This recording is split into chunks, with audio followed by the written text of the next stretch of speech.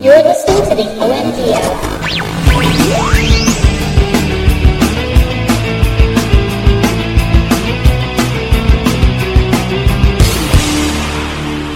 2nd, 322. Get it? Huh? Oh. Hey, no, just good coincidence. It worked out. It worked amazing. This week, we are going to be your outstanding mucilaginous... I don't even know this word. Outstanding mucilaginous... Should I even do this? I can't even... Mighty. Just go mighty. No, outstanding mucilaginous guys. Mucilaginous guys. Yeah, I saw that one in the notes, and I'm like, that is all Sean today. And I, of course, am Sean Evans, otherwise known as Zion Tane. And I am Tico, Mr. Second Place. And I want to point out, Sean, because it's something you're going to be very interested in. My March Madness bracket. Yes. I only have 4 wrong so far throughout the entire tournament, which I'm pretty proud of. I'm not sure what you're referring to. Yes, I know. Oh, I know. Oh, because it's sports. Sports. Yeah, no, sports. we don't do sports here. I snuck one in there real quick. You should put that as part of your sports podcast.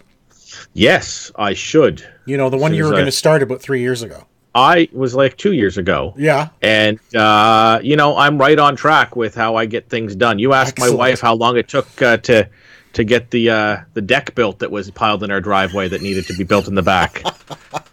Okay? If I'm inside of 5 years, I'm on pace. Oh, well, hopefully it doesn't take 5 years to get through this intro. Good. You know what we're going to do? We're going to do something different this week. Let's do it. We're going to talk about gaming first. Because there is a lot to talk about this week. Yes. A lot. So much so that if we don't even get to television, we don't get to television. It might happen that way. And this is news that won't sit because we are not here next week. We're not here next week. Now, of course, next week we're at PAX East, which is awesome. So tune in to our YouTube channel next week, and we'll do daily shows there. But anyway, welcome to episode 322 on March 22nd. Gaming, lots of stuff has happened. But first, we did promise you last week that we'd talk about The Division 2, which we've been playing. And surprisingly, you and I have actually been playing it together. We have on the Xbox. We've gotten better. We've gotten so good at this game. So let's talk about the game itself. Beautiful looking game. This takes place now in DC, 7 months after the events of the virus unleashing in the first game. And that in and of itself poses an issue for me because while the game is gorgeous, the streets of DC are beautifully rendered, it also renders the streets of DC completely overtaken by vegetation and grass and trees and vines and everything. Not completely, but a fair amount of overgrowth. Enough that it's like that. There's no way the streets would be taken over that much in 7 months. I don't know. Like the weeds in my driveway grow really fast. So, like, if you get some good, some good, wet, some rain and some good sun, maybe it could. I don't know. It seems implausible to have that much in the streets, but I mean, whatever. It's just that's something I nitpick. I mean, the game is beautiful. It plays well. I find though, I'm not sure if the controls are as tight as they were in the first one. I think it's getting used to some of things. There's a few of the gadgets that used to work sort of cooperatively together, and we're still finding our groove with some of the stuff. We did experience some bugs to start off with. There was the big one with because we are both using the drone. Yes. And there was a big bug which has seemingly been fixed. Knock on wood. Where you would fire out your drone and it would then just disappear. Disappear. It would disappear, and the countdown would go to like the cooldown would be like 15-second cooldown. It's like, but I just launched it. Why is there a cooldown? But that was a known issue. That has now been fixed. We also found out early on that we went into like a side mission and got our butts handed to us. Absolutely. By one enemy. We wiped out all the other guys, and it was just the one guy. It was a boss, an elite character. But I mean, still, two of us. over and over dying. 5 times. 5 times we wiped. Yeah. Took out everybody, and then the boss would just completely...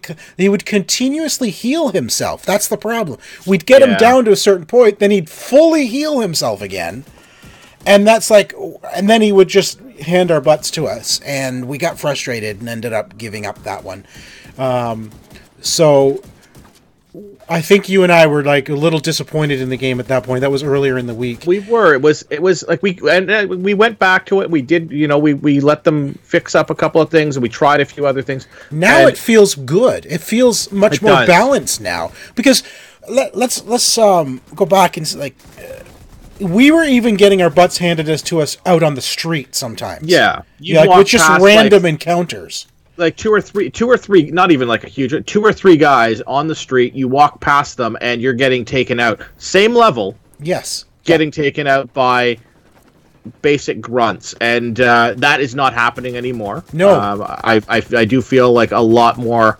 Like we've obviously added some armor and a few of those sort of things, but we are, I think, playing well together. But you don't even need to with the grunts anymore. You can sort of walk out there and just. Yeah, there's definitely a balance. There's a balancing. It feels like it's been balanced properly. Yeah. I like some of the this game feels a lot more fuller than the first game. In that there seems to be more activities and more types of activities just out in the world. Yeah, there's encounters sort of things. Yeah, random encounters. I was reading an awesome article today about the Underground, which you and I actually spent some time in as well, and talking about how creepy and sort of, when you go into the Underground, it's almost like this whole new version of The Division, because there's no music, it's quiet, and you hear like pipes banging. You hear like it's so quiet, almost. And I mentioned this, how creepy it was. Yeah, it was almost like a survival horror down there. And you were. It's dark. It's lit just enough, and you're around every corner. You got your gun barrel up, just like waiting for something. This was earlier in the week, so we entered a room and there was a bunch of enemies, and we got our butts handed to us. Yep. On a silver platter. There, here you go. Now get out.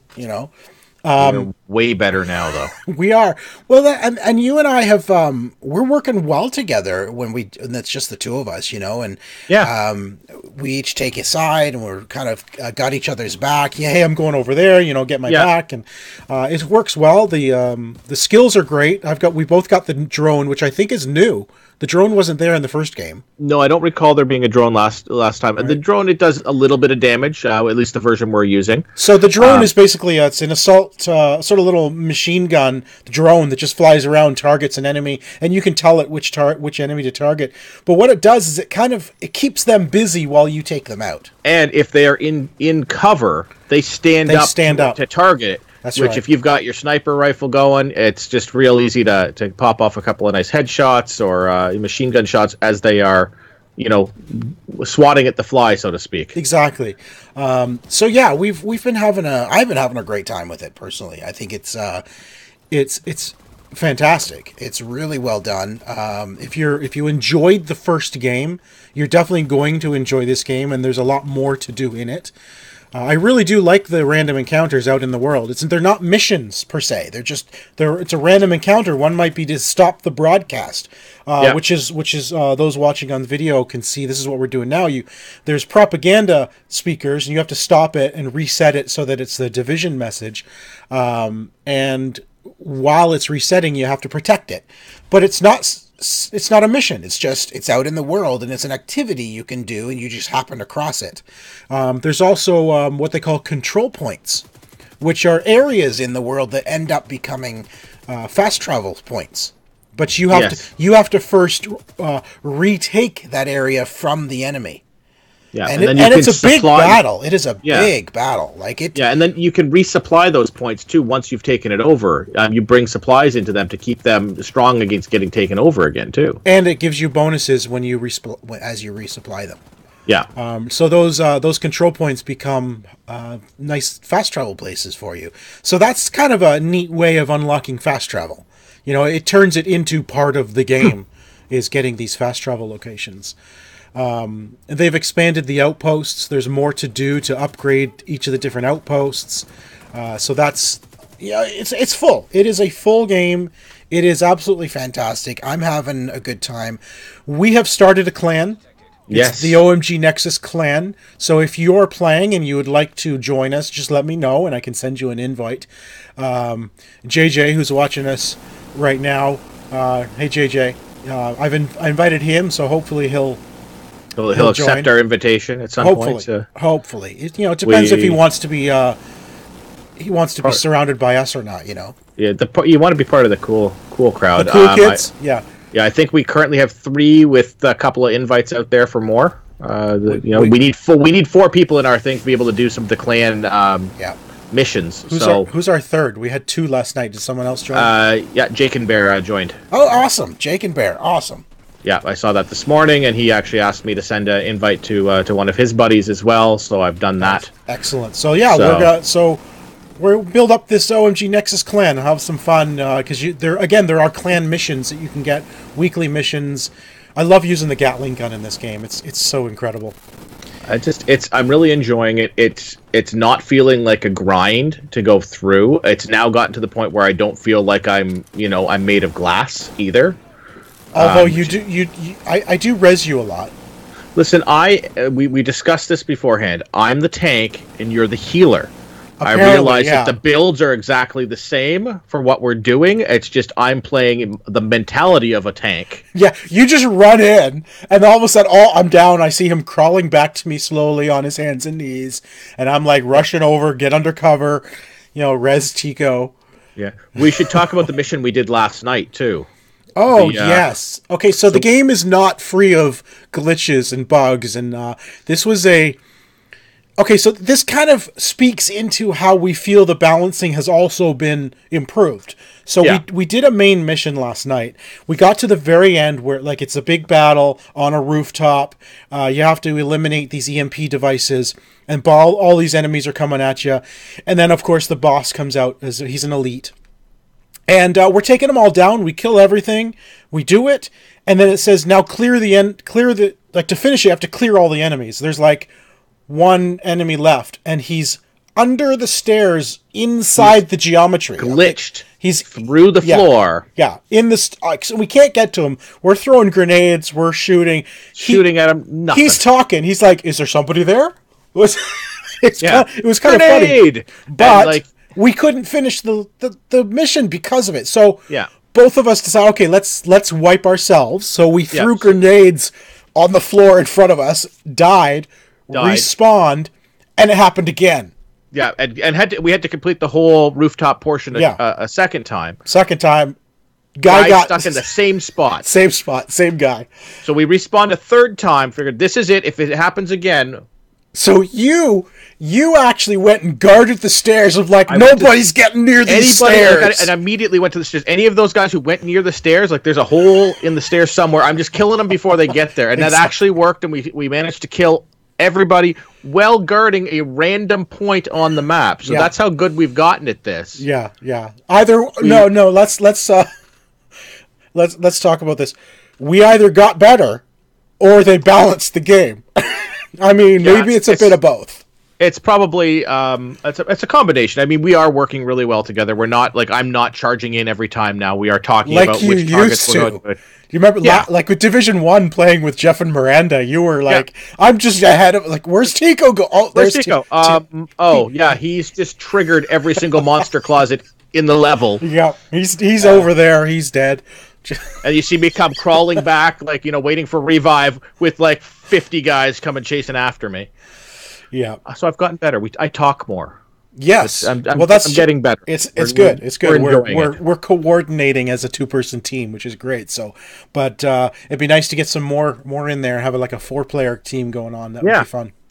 That'd be fun. That is the Division 2. Thoroughly enjoying it. It wasn't as exciting to me going into it this time as the first one was because of the glitches and the difficulty. I was feeling a little disappointed in the game. Now I'm feeling so much better. I just want to get in. I want to play some more. Excited to hop in and play and hit those early levels, get those skill points so we can get more of the gadgets unlocked. Because I want to see what the other stuff. So now I have the turret and I have the drone. So I've got like basically assault skills, which is awesome. So the turret and the drone. It's going to be awesome. Going to keep the enemies away. So that's cool. You and I have been jumping on and playing like literally a couple of hours a day, and it's just a lot like of every fun. night, just for a few hours. And my wife hates it because that's my TV time with her. So she's been coming in here saying, "Are you going to come watch TV?" And I'm like, "I'm kind of in the middle of this." She goes, "Well, it's just a game. Can't you put it down?" I'm like, "No, because Sean's expecting me to play." I am expecting you to play. So stupid. I can't leave. So. But yeah, really enjoying it so far, and looking forward to playing some more. Absolutely. With more people, Jake and Bear and JJ, jump on. Yes. Join the clan, and we'll play some clan stuff. That's awesome. Yeah, we'll be on tonight. Now, probably. Speaking of dying hard, all right. I do want to point out you're going to talk about a game that has the word twice in the title.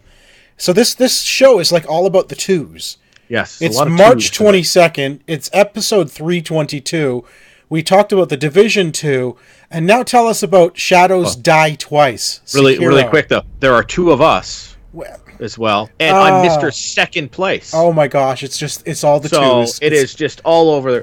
So, okay. So Sekiro, the Shadow has died twice. Oh, no, sorry. That was your translation. Yes, the one that you didn't get last week because you hadn't heard of the game yet. I had not heard. Which is odd because it released today, and I had not heard of it as of last week. So this is a game from Software, distributed by Activision. They were kind enough to send over a code for me to try this, and they really apparently wanted me to die a lot. Well, this is now you got to remember this is from the makers of Bloodborne and all those other crazy games that JJ loves to torture himself with. Yeah, so he's probably Dark Souls, that sort of thing. Loving it. So I've played Dark Souls and I'm terrible at it. I've played this and I'm terrible at it, but I'm finding I'm enjoying this a lot more. Really? It's very fast. Very fast. Like Dark Souls, I found it really lumbering with Dark Souls. It's very quick. It's basically it's a mashup of Dark Souls and Ninja Gaiden. Okay. So there is a left bumper is to block, right bumper is to attack, and basically you've tried to knock your opponent off kilter in order to finish him off. It is a very gory and bloody game, but it is fun to do when you get that combo just right. When you block parry. It's a lot of fun. It's not easy to do. So you don't like parry? No, you want to block parry. You're kind of blocking parry all the time? Blocking parry the whole time. Constantly block parry. Okay, gotcha. Yeah, so it's a really cool Japanese storyline. The default language actually is set to Japanese. Oh, really? So and I've actually left it at that. So the story is being told in Japanese with the English subtitles. Okay. So which is kind of fun. JJ says that Activision picked the right guy to die a lot in the game to review it. So listen, I mean, if they were naming this based off of me, like it would be the Shadow dies like 80 times in the tutorial is what this would be called. Great. So I've had this, I played a little bit last night and then today for a little bit, and we wanted to talk about it because I do want to play more of it and get a better sense of the game and try to get further into it, but I'm really bad at it. I want to be better at it, and I'm planning on trying to be better at it, but I'm really bad at it. Now, is it all about timing? So you gotta so depending on the type of this guy here that I'm fighting now, it adds some elements. So normally it's just block and parry.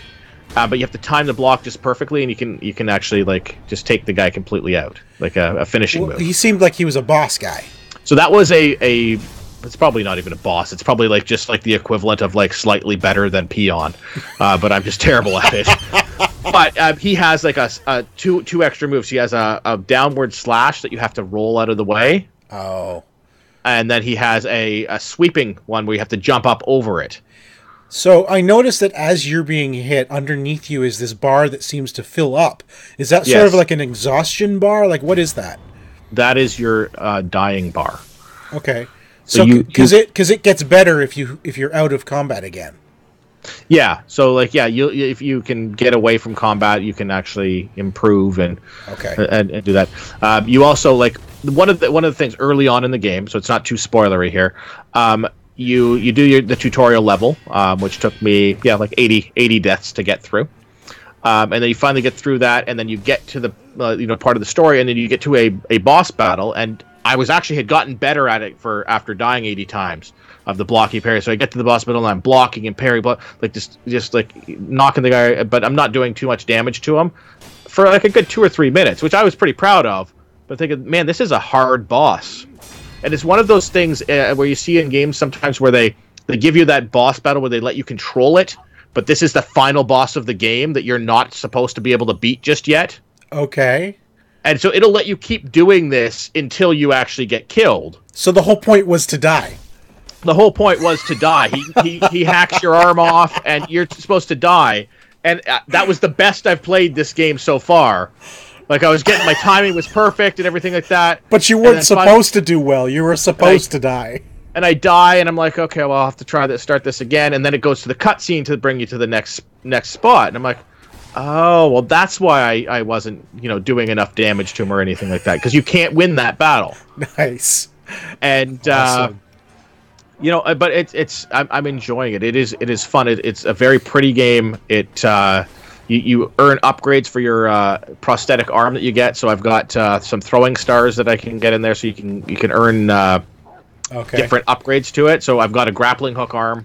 Now I can shoot through. I know JJ also got this game, and I'm curious if he's still on right now to what he thinks of it. So JJ, while Tico's finishing up here, let us know what you think of the game. I know you love this stuff. This is totally up JJ's alley. He's super excited for it because he loves the Dark Souls series. Yeah, he enjoys the punishment of these sort of games. I'm having fun with this one. Dark Souls is not one that I've ever been able to get into. I'll be perfectly honest. That is one that I've wanted to be able to, but when I died like 15 times on the first skeleton in the first Dark Souls, I'm like, it's not for me. Yeah. I like this because it does not feel as punishing with it being a faster game. I guess it feels a little bit better. And this guy here, this is the boss guy too. You don't have to fight him. You can just sneak around him. Oh, really? Yeah, like I don't know if you have to. I don't know if you actually have to kill anybody, or if you can just sneak through the whole. Well, that's interesting. So, what exactly is this? Like, what is the purpose of the game? What's the story? What have you been able to figure out so far? So, your master has been. I'm not sure if he's been killed or kidnapped. Okay. Because the Shadows died twice, so I think that he's been killed. So I think you're on a mission to resurrect him. Okay. And so you're just going through trying to do. That's what I've been able to figure out so far. There's a little girl who gives you the power to be able to resurrect. So you can die. Like she gives you this little thing, so you can actually die twice in a battle. So like if you get knocked down, you can press a button, and it gives you like left bumper is to die, right bumper is to resurrect. Okay, I gotcha. So I like it. I need to be better at it. These are the type of games that I traditionally do not do well in.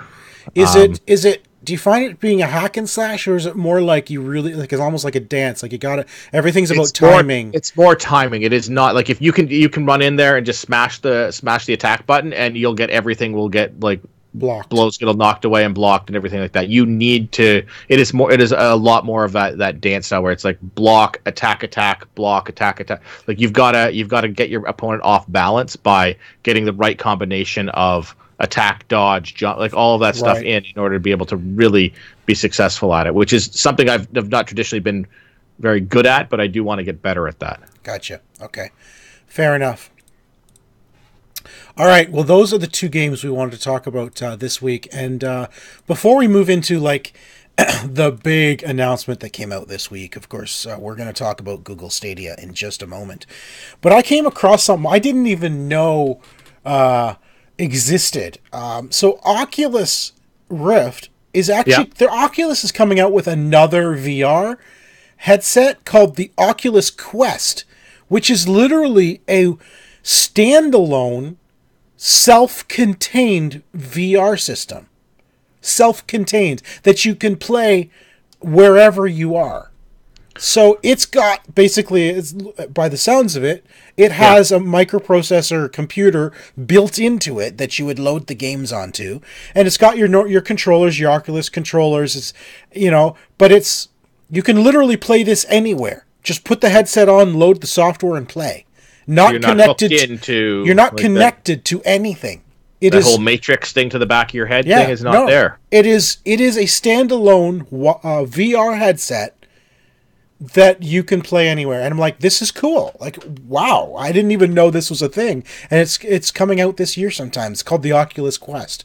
I just wanted to bring that up because I had no idea it existed, and it sounds very cool.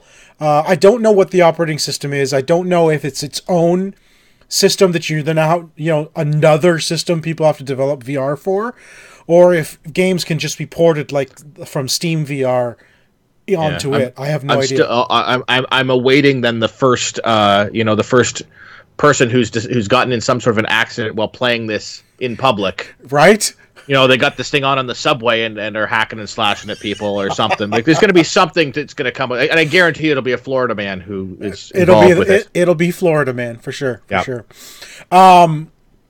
PlayStation announced today that, of course, we knew a couple of weeks ago that they are not going to be at E3 this year. They decided that they're going to do something else for the community.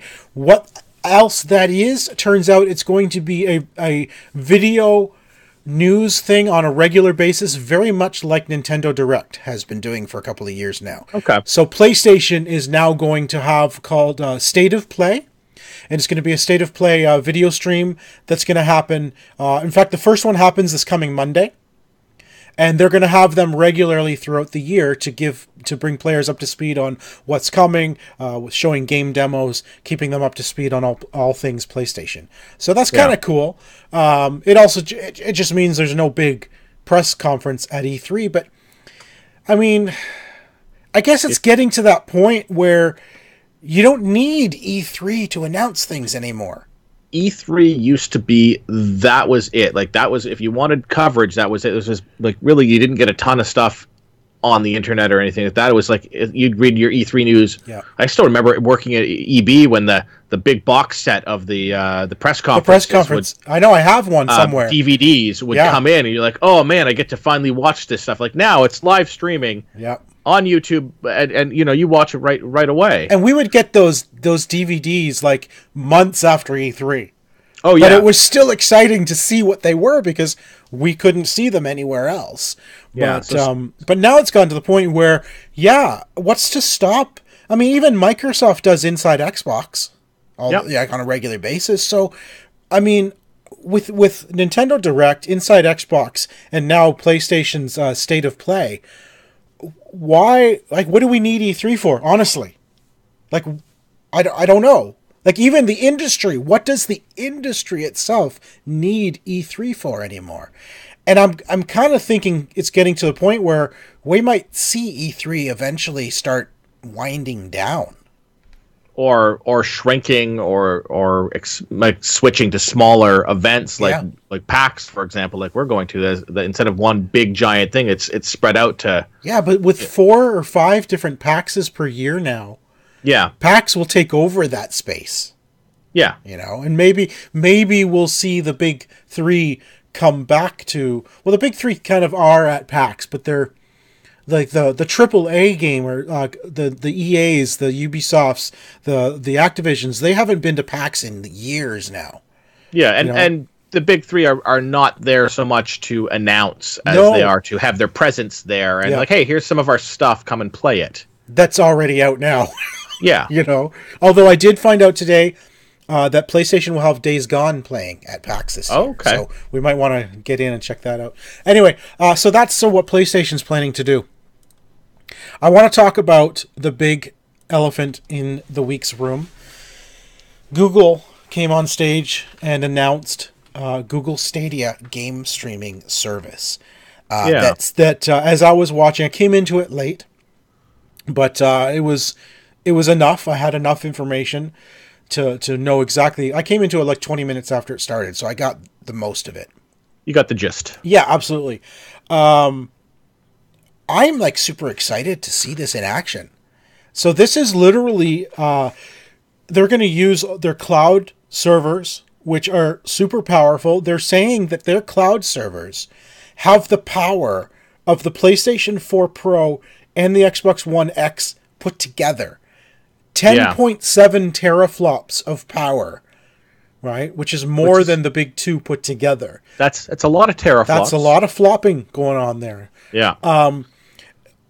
And it's complete stream. No set box, no console of any kind required. It will play on whatever device you have in your hand.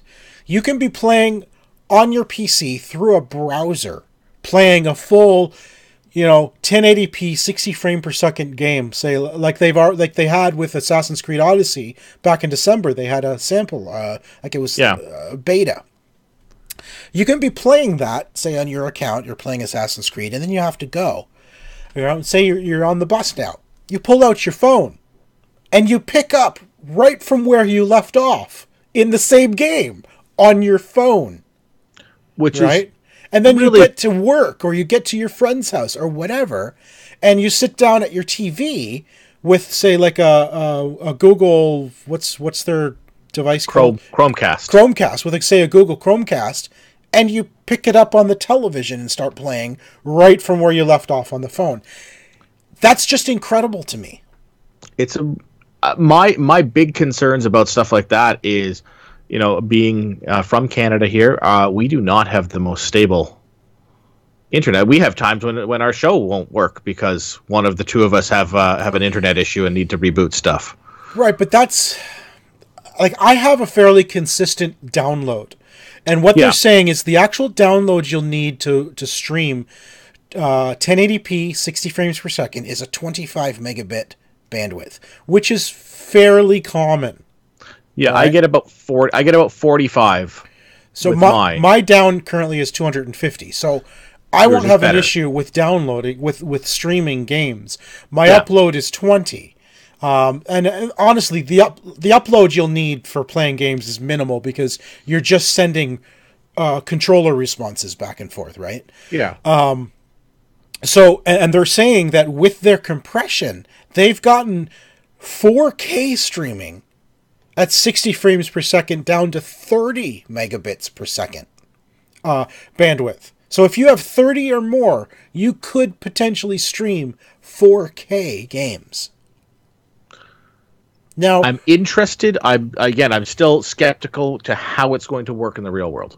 I agree. I want to see this thing working. I'm excited about the prospects because I think it's been obvious this is where Microsoft's going. This is exactly Project X. Yeah, this Project is exactly X. The Cloud X Project Cloud X, or whatever they called it, right? Yeah, that's exactly what they're talking about. Bringing Xbox Live to to all the platforms. That's the point of it. Playing your games anywhere. It just happened to be that Google got out there and said it first. Microsoft has said that E3 this year they're going big, and I believe that's exactly what they're going to announce. Is this the Cloud X? Here's what it is. Here's the subscription. Here's how it works. This is what you do. Google has said nothing about subscription, whether it's like going to be a Netflix deal where you just pay one price and play what you want, which I think would be an ideal thing to do. Yeah, right? that would work the best for this setup. Oh, absolutely. That would be the best thing to do, is just have a Netflix all-you-can-eat buffet of games, Yeah. But when it comes to Google, I mean, what games are they going to have? They've got their own development studio headed by Jade Raymond, so they're going to have their own games. So now we're going to have exclusives to Stadia, but what other studios are going to develop for Stadia? Because it's on Linux, so now they've got yet another platform to develop for, whether it be Assassin's Creed, whether it be Gears of War, whatever it is, that's yet another one. And it's, by the sounds of it, it's not going to be compatible. At least I don't think it will be, like with your Steam library. All right, I doubt very much they're going to allow you to take your Steam library, and play it on Stadia. No, it would be freaking awesome if they did. It would be very cool, but there probably is some form of a block there. Yeah, but the advantages of this, Tico, is no hardware purchases, and essentially your hardware will always be the latest and greatest because they're taking care of it on their end. Google is the platform.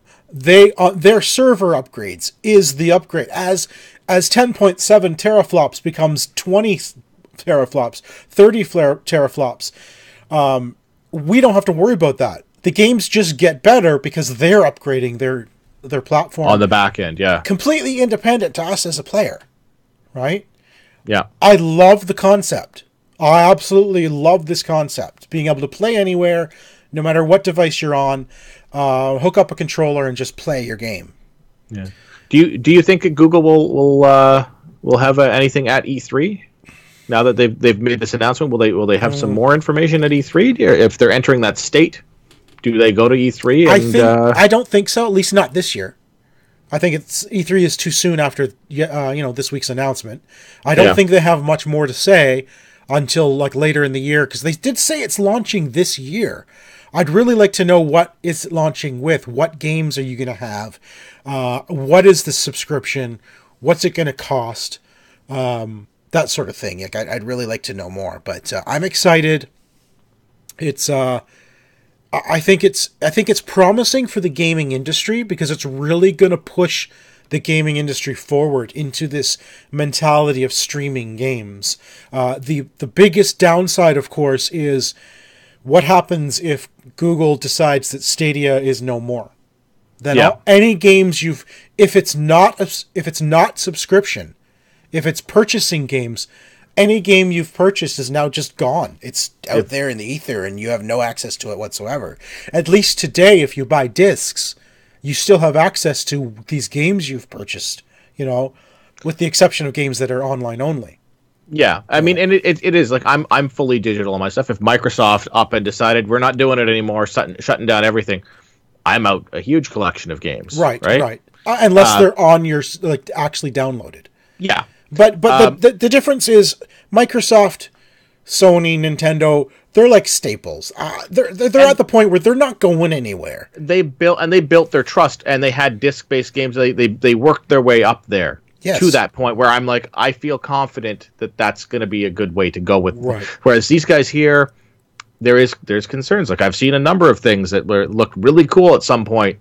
From Google Glass. Remember those things? Well, that's the thing, right? There's a website called Killed by Google, which I just found out about this week. There's 147 projects listed on Killed by Google. Yeah. Right? So they've brought out and subsequently killed 147 products since, I think the earliest was 2002.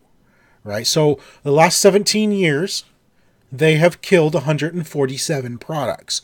Will Stadia join that in a couple of years if they decide it's not good? Who knows? Yeah. But this is going to push someone like Microsoft forward, because honestly, in this arena, yes, Google has the power. They've got the backing. But you know what? So does Microsoft. Microsoft has the Azure cloud as well, right? Yeah. They've got the power in their cloud. They could just as easily do what Stadia is going to do. So and Microsoft's a juggernaut. Even up against Google, Microsoft is a juggernaut in this arena. Yeah. Right? And the competition is going to push them further, I hope. Oh yeah. Into this and again, this is one of those things where competition benefits us as the gamer, as the end user. Exactly.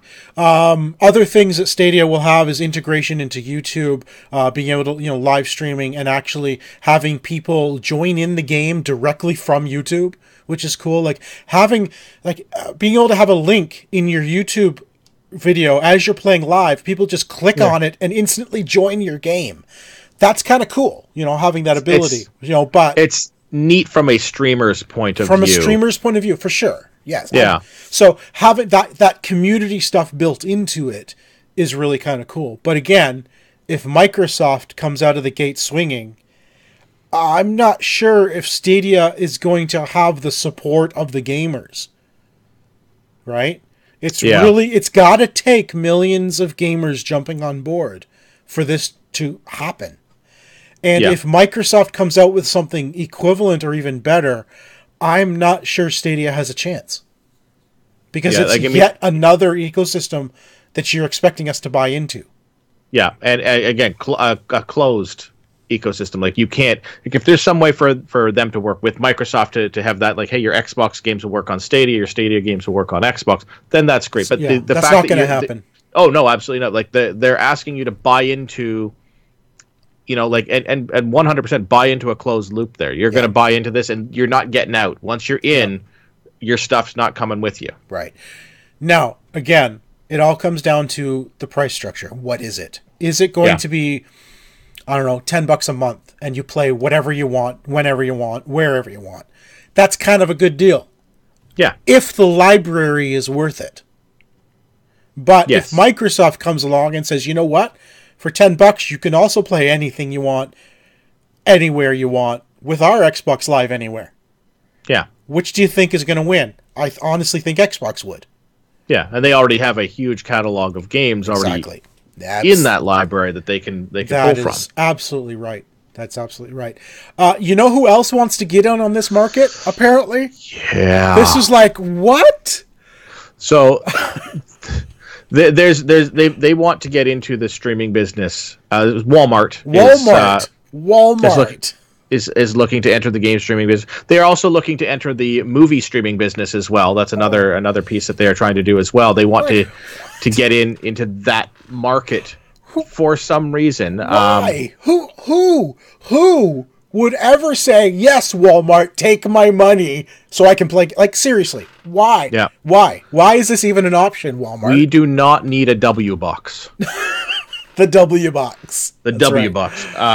We don't like. I mean, this is the thing. Walmart. It'll be the George W box. Yeah, this is. I know why they want to do it. Is they're seeing a huge drop off in their sales at retail. They are probably the top physical retailer of video games. I know in Canada they are, as well as movies. Walmart is. Walmart is the top retailer of physical. Interesting. I would have honestly thought EB Games was. No. Walmart has it's just their purchasing power, the absolute size that they have over EB Games. They sell the most stuff, but they're seeing that those numbers drop steadily as more and more people become more comfortable with purchasing digitally, are ordering off of Amazon physical copies to their home. They're more comfortable with that process now. People are not going into Walmart as often for this, so they're trying to figure out a way to get some of that money back into their pockets. I know, but that's like, honestly, what gamer would subscribe to a Walmart service like this? Like, seriously? Yeah. I don't get it. Oh, anyway, one final piece of gaming news, which I was kind of excited. Apparently, Disney has now resurrected Lucasfilm games, not LucasArts, but Lucasfilm, the one that renamed in 1990 to LucasArts. Okay. So, the games that created Rescue on Fractalus and Blazeball and those games from that Lucasfilm Games is coming back. They're resurrecting it. What they're going to develop has not been said, but they are resurrecting the studio or the name Lucasfilm Games. The question is it going to be Star Wars games? Because EA still has the license to Star Wars, but really, what has EA done except build up hype and then cancel a good Star Wars game? Star Wars 1313. So that's kind of exciting. I wonder if they want to go back to the old catalog, like Blazeball and Rescue on Fractalus. Stuff. Not remaster, but reimagining those games today. Yeah. It'd be kind of cool to see that stuff again. I think I could be saying it wrong, but I'm pretty sure it's Blazeball. That would actually work really well in today's environment of like, my mind's gone blank. The car soccer game. Rocket League. Rocket League, thank you. It's kind of like a Rocket League style game. Yeah. So it could maybe compete with that Rocket League thing. Is Rocket League even still a thing anymore? I don't know. It's pretty big still. A lot of people playing. They just had some new big updates. I haven't played it in a long time. But Blazeball would totally fit into that kind of market. So that'd be cool. I'd like to. I'm excited to know what Lucasfilm Games is going to be up to, so I'll keep an eye on that for sure. All right, we've got 15 minutes left. Do we want to do our 7 degrees or move directly into television? No, we have to do them because I did them this week. I did them on time, ahead of time this week. So we should do them. Well, then let's do it. Here we go. 7 degrees. OMG.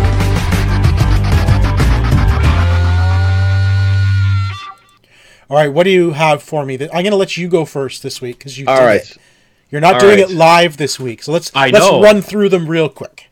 All right, so my languages: Turkish, German, Vietnamese, Danish, Hungarian, and Arabic. All right. And then, of course, that strange language called English. English. All right. Is there a theme? There is. There is a theme.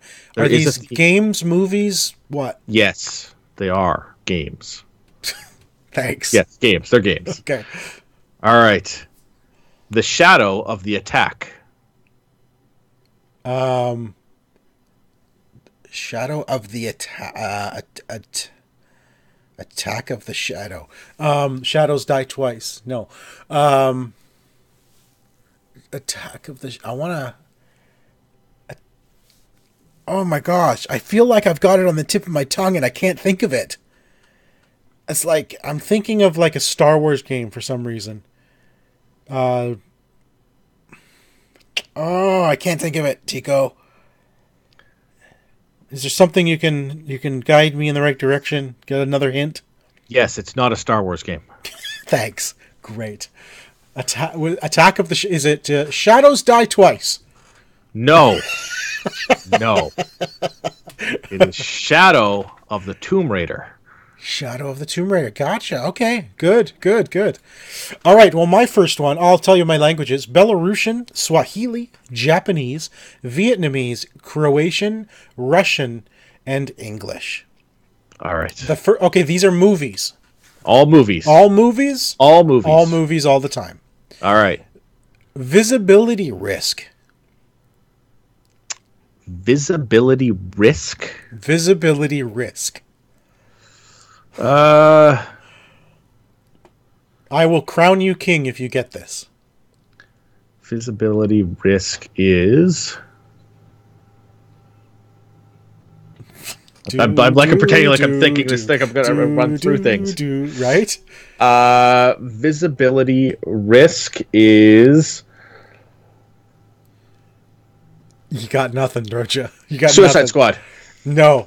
It is the Phantom Menace. The Phantom Menace. Okay. He's a menace, he's a risk, and he's a phantom, so it's a visibility risk. I was like, that's kind of a cool translation. All right. You ready? Yeah, go for it. Ball tactics. Ball tactics? Ball tactics? Yep. And no, this is not a porno service. Oh my gosh. You really know how to stump me. I'm just terrible at this game. I love doing it, but I'm terrible at it. Often it's the theme too. If you think of the theme, then you can sometimes, if you figure out the theme, then it might give you some hints too. Well, I've only got one title, so I can't think of what the theme would be. You've got Shadow of the Tomb Raider. Ball tactics. I'm thinking sphere or like methods, tactics. Oh my gosh. I try to run through the words, figuring out what they could mean, but I've got nothing again. All right. I got nothing. It's shadow tactics. Shadow tactics became ball? Yeah.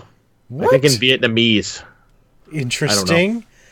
Shadow what Shadow Tactics? What is Shadow Tactics? That's the one we played at PAX a few years ago, the top-down Japanese. Yes, gotcha. Yep. That we were terrible at when it finally came out. The stealth game. Yeah, I remember. Yeah. Okay, your next one is Power Wakes Up. Power Wakes Up. All right, did you go Star Wars prequels? Is that where you went? I'm not telling you the theme. Yeah, I'm trying to remember. There is a theme, though. There is a theme. There is okay. a theme. It is a very specific theme. Power wakes up. Power wakes up. Force awakens. Yes. The Force Awakens. Nicely done. I'll give you an X for that. So is that good? Are X's good? Yeah, it gives you a point. All right, good. All right, your next one. All right. A huge statue with a shadow. Shadow of the Colossus. Yeah. These are all shadow games. They're all shadow games in honor of Shadows Die Twice. Shadow has died twice. Yep. All right, your final one. Yep. If you can figure out the theme, you might get it. All right. The Criminals. Rogue One? Yes. How did you figure that out quickly? Well, I'm running through my head as to which ones it possibly could be. All right, so what is the theme? It is first movies in the new You're right. universes. So it's the first, the first of the Star Wars. Yeah, first of the stuff. prequels, first of the new ones, and first of the Star Wars stories. Yeah. Yeah, so it's Star Wars firsts is really what Star it is. Wars first, yes. Yep. Awesome. That was that was fun. Yes. Shadow. I liked your theme. That was a good theme. Yeah. Awesome. You know what? And I did it specifically because I knew the first one that you were going to guess. If I gave it to you in that order, you were going to say Shadows Die Twice. I knew you were going to guess that after not having gotten that last week. You are sitting at a 60% accuracy. Ooh. Well done. I have jumped way up. Well done, well done. Okay, we've got 10 minutes to talk about TV. I started watching Doom Patrol. I mentioned I watched the first one a while back. My wife and I didn't really like it. I talked about the language. The language did not die down in the second episode. No. I am watching it. I went back to it. I watched the second episode. Here's my biggest issue with this. I'm not going to spoil anything, but this show is just like out there weird. Yeah. Okay. And here's my problem with it. I don't want to spend too much time on it, but here's my issue with it. They're trying to be very dark and gritty like they did with Titans. Yeah.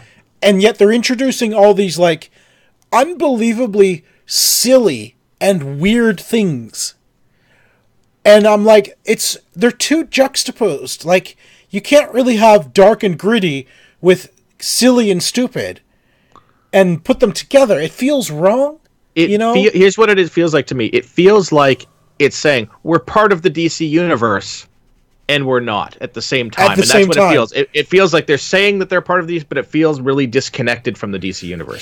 Here's what I think they should have done. I think that silliness would have worked if the whole thing was set up as more of a comedy drama. Yeah. Not just a serious, gritty, like super serious and gritty. It is set up as a dark comedy. Yeah, but it's not really funny, I guess.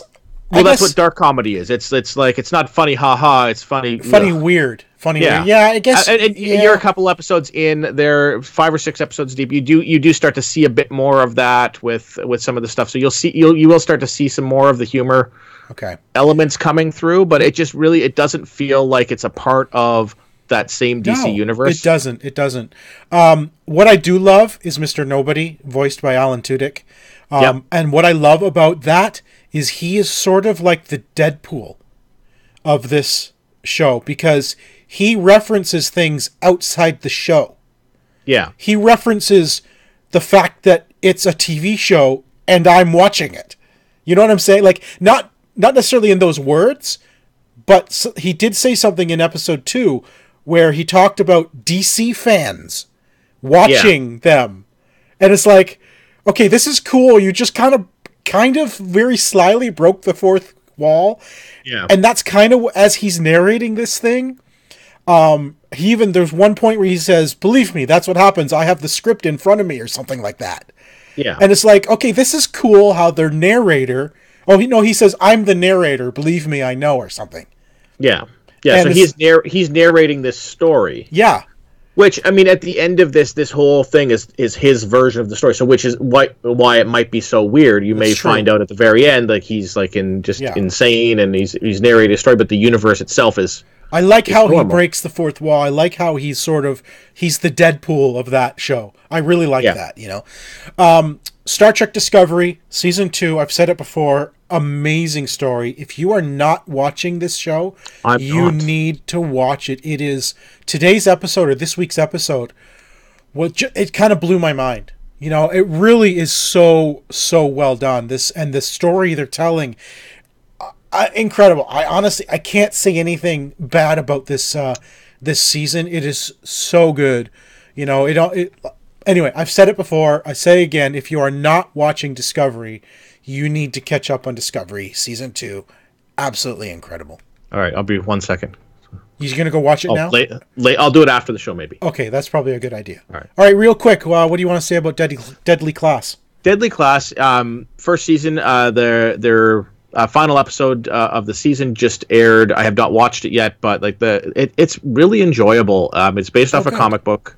It is a really fun take on sort of that Assassin's Harry Potter sort of thing. There's no magic in it, but it is basically a school for gifted assassins. It's not even necessarily a school for gifted assassins. It's a school for assassins, and it's the children of like top assassins and stuff like that around the world. They send their kids there to learn the family craft, so to speak. So there are some that have just happened to be in there, and it centers around this one kid who is inducted to school because it is believed that he killed everybody in the boys' home that he was in. Okay, and it's a whole thing. And so it's him integrating into this group, and there's it's just a really well done show, and it is another one based off of comics that is worth checking out. I've been interested in that. I also want to get up to speed on the Umbrella Academy as well. Yes, that one there was a lot of fun too. I watched that one a few weeks ago. All right, 3 things of news I want to talk about. We've got 4 minutes. We're going to be on time, but anyway, Suicide Squad sequel, which is being, I think, written and directed by James Gunn. Yep. It's a total reboot, apparently. It is not a sequel. It is not Suicide Squad 2. Which is probably okay. Probably a good thing. All right. It is going to be called, tentatively, it is The Suicide Squad. I'm going to be completely honest. I hate when they do stuff like that. Where they just... we made a mistake. No. I hate when they take the title and just put a "the" in front of it. Oh, it's a totally new movie now. Like take Fast and Furious. It's The Fast and the Furious. And then all of a sudden one of the sequels is just Fast and Furious. What? How is that a new title just because you took the word "the" out or put the word "the" in? The reason why they do that is a couple of reasons. For Fast and Furious is they don't want people to feel intimidated by the fact I haven't watched the first 6 of these things, so I'm not going to get it if I go to see number 7. So that's why they take that out, because they want people to be able to watch it as a standalone experience. But with Fast and Furious, you can't, because it actually is. They're all sequels, and some of them are out of order. Yeah, I mean, I don't think it matters if you just jump into number 6 or whatever. I don't think it really matters that much. It's not like you're be like, oh man, I don't know why that guy's driving that car really fast. You do need to know. Anyway, that's. I don't like it when they just add a "the" or remove a "the" and all of a sudden it's a new movie. It's just weird. Give it another name. That's all. That's all I'm saying. They're just trying to pretend like the first one never happened. I know. Like, this is the Suicide Squad. This is the one. This is it. The other one, not so much. Yeah. And another reboot I'm actually super excited for that is, I don't even know if it's real or not. But apparently John Rhys Davies, who is a fan of, he has said that he's actually talked with Jerry O'Connell about rebooting and bringing back Sliders, which is one of my favorite shows back in the day. I really 90s. Enjoyed that, way back in the day. I don't know how well... I mean, it depends. Like, if they're going to be in it, I don't know how well they... Or at least if they were, like, in the pilot, if they were... I don't know. Like handing off the reins sort of thing? Yeah. I'd be up for a Sliders reboot, honestly. I think they could tell some great stories, today, and I think with the technology we have today, it'd be a lot cooler looking. I love it. Basically, the idea of Sliders is they were stuck on parallel Earths trying to find their way back home to their original Earth. They had the wormhole that they got sucked through. It was a science experiment. They got sucked through a wormhole to a parallel Earth. And they have a device that tells them when the next wormhole is going to open. They have no control over it. And if they miss it, they have to wait something like 29.7 years for the next one to appear. So, they might go into one world and it's going to appear in 45 seconds, and literally it does. They go to another one. But it could be like 2 days. It could be 2 hours, and they don't know. Yeah. And it's always something is different about that Earth, right? It's parallel Earth. And it was a great story, great thing. Here's what I find weird about it, is that both John Rhys-Davies and Jerry O'Connell are the ones talking about it, but they're also the ones who left the show before it was done. Both of them. Yeah, well, a lot of times this is what happens with actors when they feel they want to leave while their star is on the rise, as opposed to... I know. It just seems weird that suddenly they're the ones who want to reboot the show. And it's when Jerry O'Connell, who was the main character, he left the show in season 4. So season 5, they replaced him with a female actress who was also Quinn Mallory, but she was the female. The other universe. Yeah. What would happen if Quinn was a girl? Exactly. You know what I'm looking forward to is these sort of shows. The first time, they've always done, what if the Nazis won the war?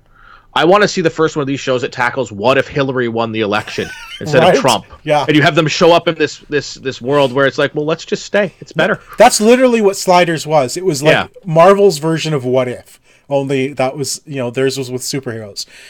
And speaking of Marvel, Marvel has now officially named the first 22 movies. This Phase 1, 2, and 3 now have a collective name called the Infinity Saga. Well, that'll be a nice box set at some point. Right? Imagine the box set for the... Actually, it'd be pretty freaking cool if it... the Infinity Gauntlet, and you open it up, and inside are all the movies. That's pretty sweet. They had the initial set in that briefcase. Yes. Marvel's briefcase. Yeah, they've had Phase 1 and 2 in collectors.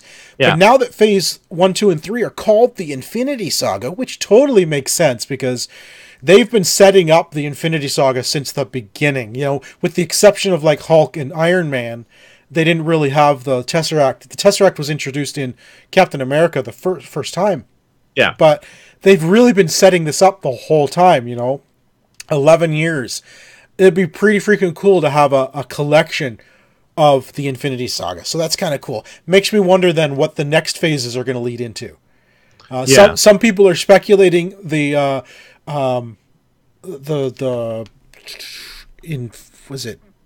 with the Skrulls are taking over. What's that one called? Secret Wars. Is it Secret Wars? Yeah.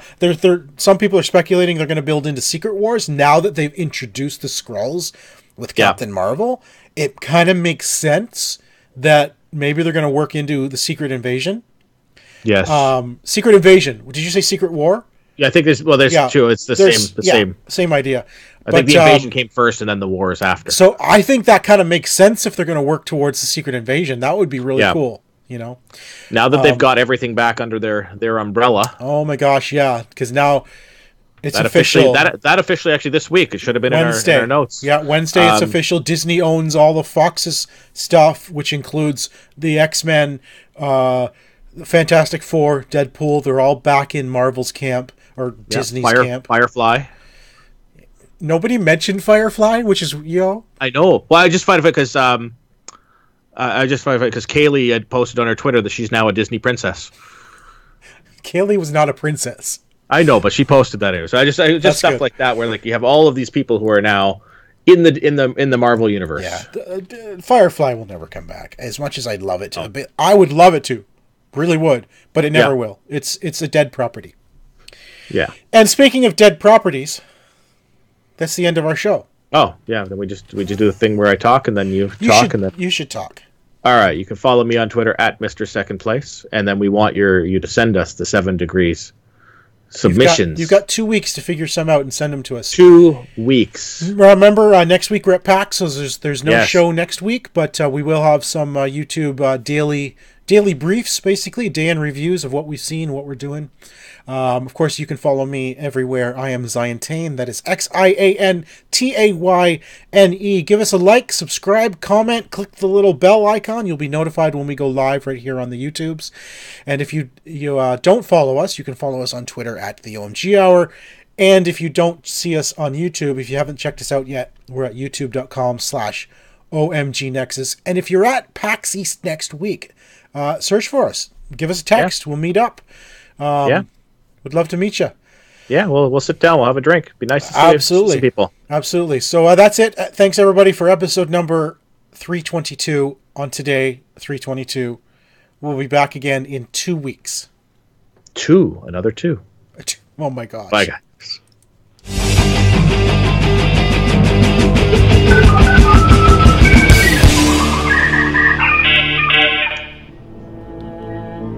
This has been an OMGNexus.com production.